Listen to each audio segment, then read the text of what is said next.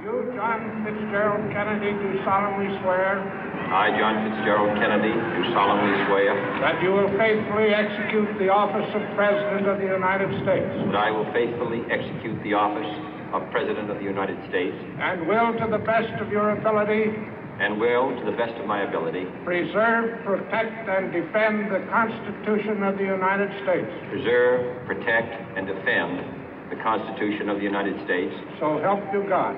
So help me God.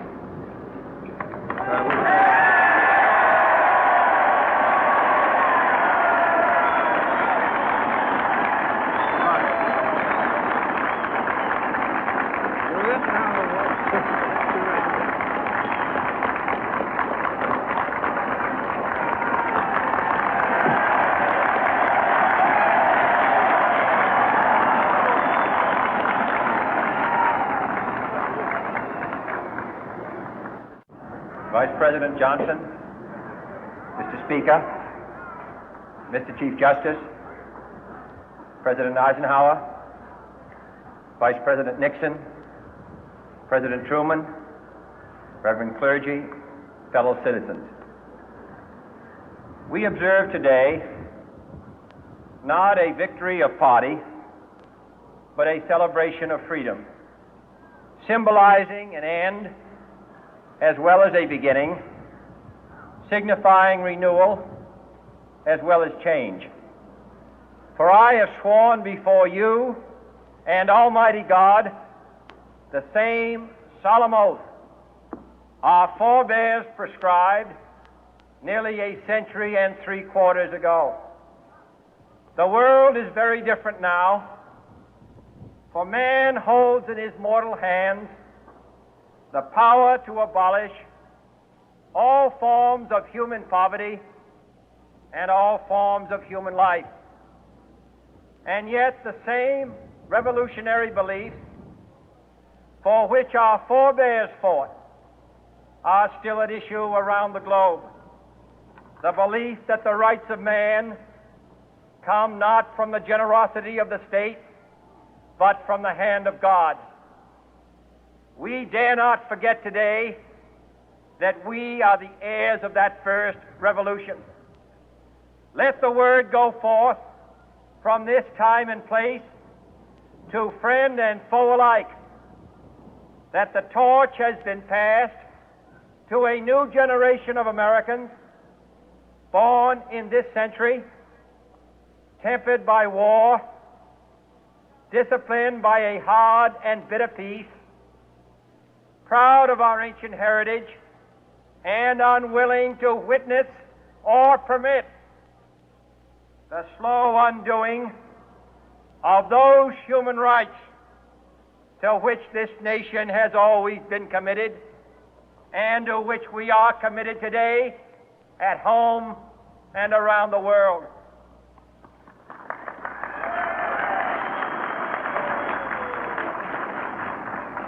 Let every nation know, whether it wishes us well or ill, that we shall pay any price, bear any burden, meet any hardship, support any friend, oppose any foe to assure the survival and the success of liberty.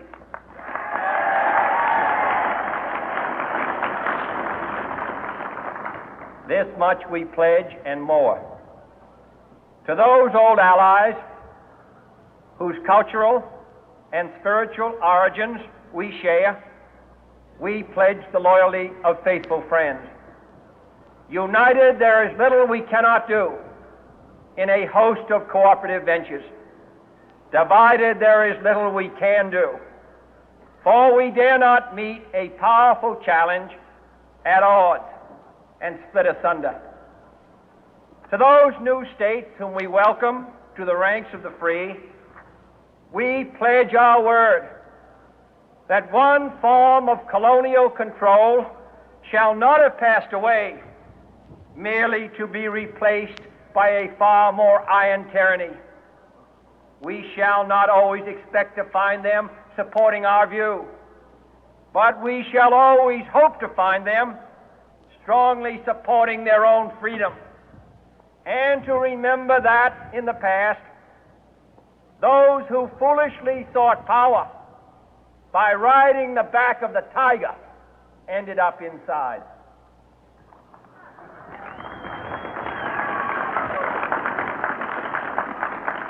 To those people in the huts and villages of half the globe struggling to break the bonds of mass misery, we pledge our best efforts to help them help themselves for whatever period is required, not because the communists may be doing it, not because we seek their votes, but because it is right. If a free society cannot help the many who are poor, it cannot save the few who are rich.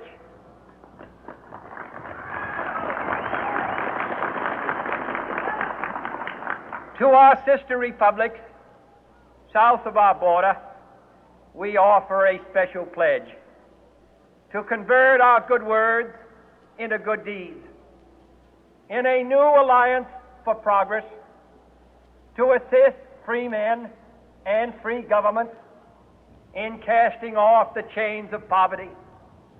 But this peaceful revolution of hope cannot become the prey of hostile powers.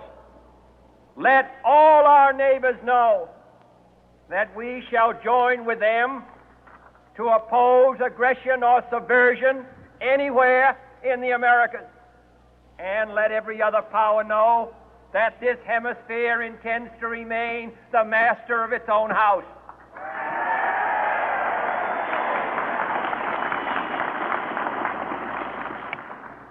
To that World Assembly of Sovereign States, the United Nations, our last best hope, in an age where the instruments of war have far outpaced the instruments of peace, we renew our pledge of support to prevent it from becoming merely a forum for invective, to strengthen its shield of the new and the weak, and to enlarge the area in which its writ may run.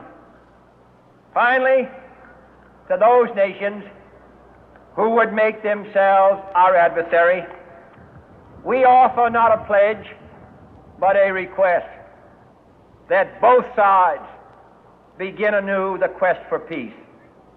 Before the dark powers of destruction, unleashed by science, engulf all humanity in planned or accidental self-destruction, we dare not tempt them with weakness, for only when our arms are sufficient beyond doubt can we be certain beyond doubt that they will never be employed.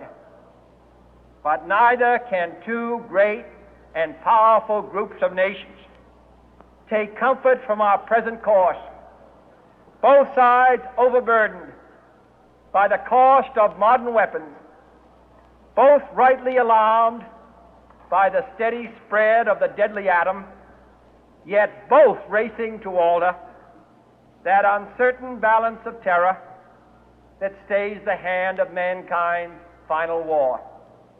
So let us begin anew, remembering on both sides that civility is not a sign of weakness, and sincerity is always subject to proof. Let us never negotiate out of fear, but let us never fear to negotiate.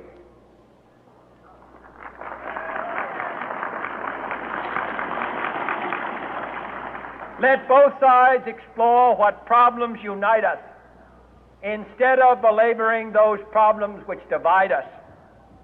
Let both sides, for the first time, formulate serious and precise proposals for the inspection and control of arms, and bring the absolute power to destroy other nations under the absolute control of all nations.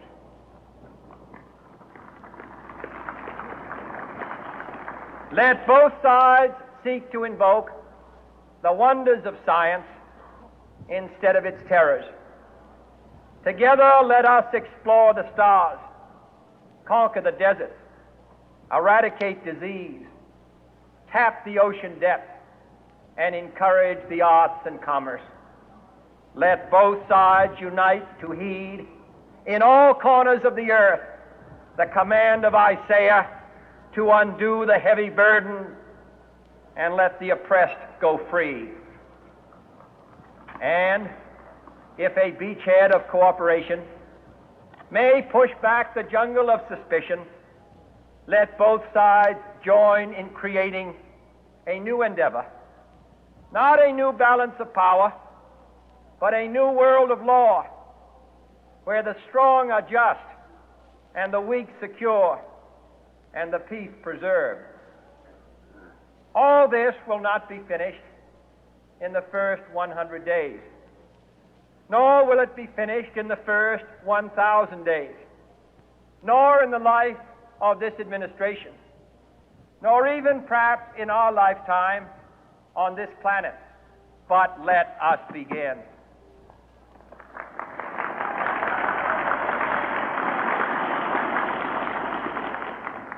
In your hands, my fellow citizens, more than mine, will rest the final success or failure of our course.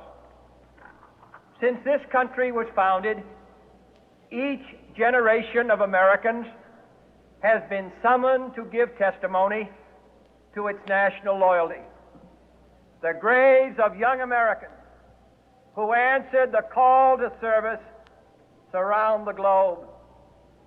Now the trumpet summons us again, not as a call to bear arms, though arms we need, not as a call to battle, though in battle we are, but a call to bear the burden of a long twilight struggle, year in and year out, rejoicing in hope, patient in tribulation, a struggle against the common enemies of man, tyranny, poverty, disease, and war itself. Can we forge against these enemies a grand and global alliance, north and south, east and west, that can assure a more fruitful life for all mankind? Will you join in that historic effort?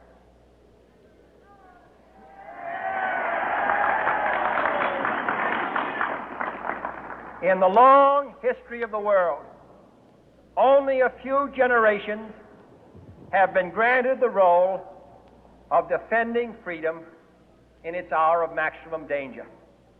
I do not shrink from this responsibility. I welcome it.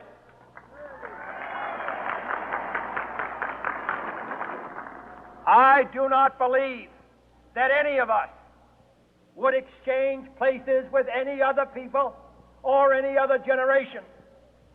The energy, the faith, the devotion which we bring to this endeavor will light our country and all who serve it. And the glow from that fire can truly light the world. And so, my fellow Americans, ask not what your country can do for you, ask what you can do for your country.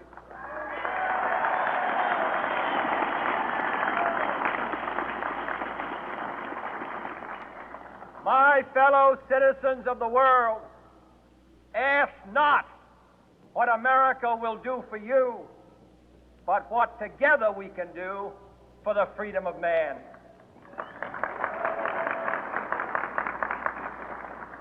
Finally, whether you are citizens of America or citizens of the world, ask of us here the same high